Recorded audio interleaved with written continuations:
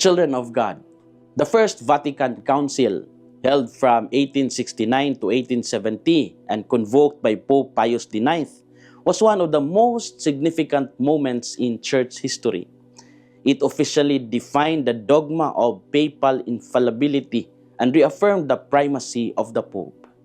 This teaching clarified that when the Pope speaks ex cathedra, meaning as the supreme teacher of all Christians on matters of faith and morals, his teachings are protected from error by divine assistance.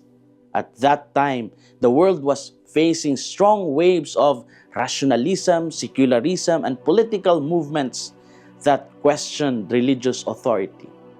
There was confusion about truth and increasing resistance to the church's teachings.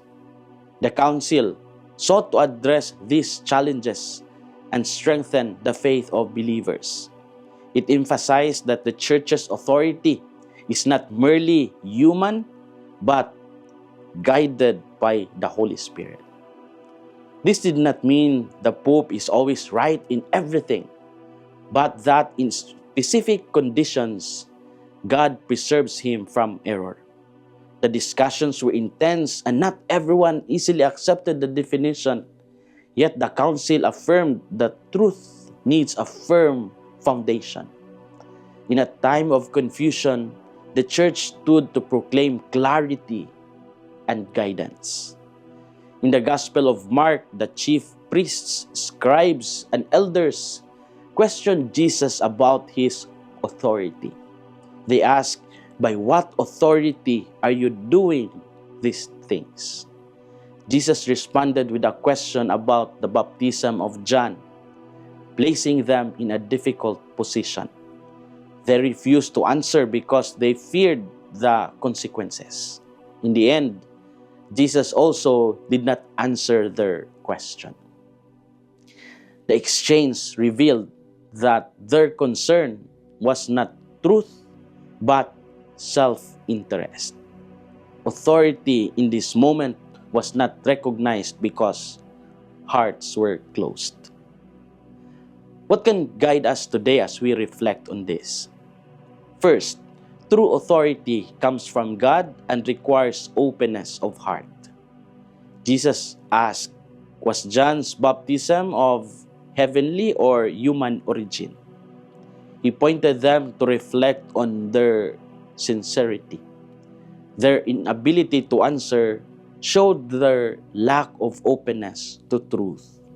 The leaders were more concerned about their position than about recognizing God's work. They calculated the response based on fear of the crowd and their own interests. This prevented them from seeing the truth right before them.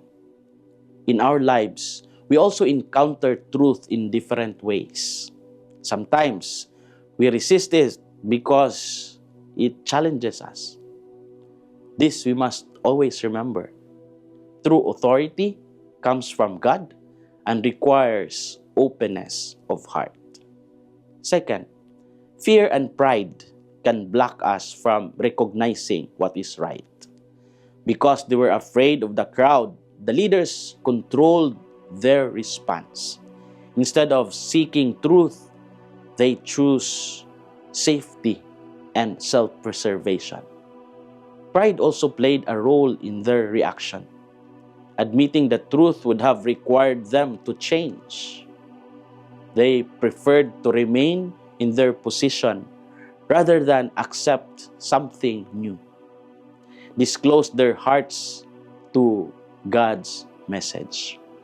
In our daily lives, fear and pride can also affect our decisions.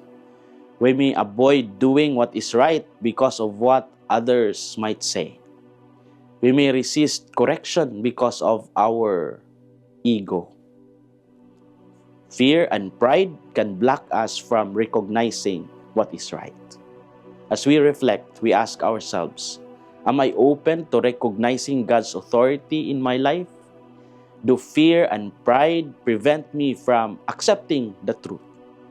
How can I grow in humility and trust in God's guidance. Children of God, Jesus showed that truth requires an open and humble heart. The church continues to proclaim this truth in every generation. We are invited to listen, reflect, and respond. Fear and pride can block us, but grace can transform us. We may be always open so that each day we may also grow in understanding. This is Father Felmar, SVD, your Good News caster from Radio Veritas Asia, the voice of Asian Christianity, and may the Almighty God bless you, the Father, the Son, and the Holy Spirit. Amen. Thank you for watching and listening. Stay inspired every day with our daily reflections. Be part of our growing online community of faith and inspiration. Don't miss a single reflection. Follow us on our social media platforms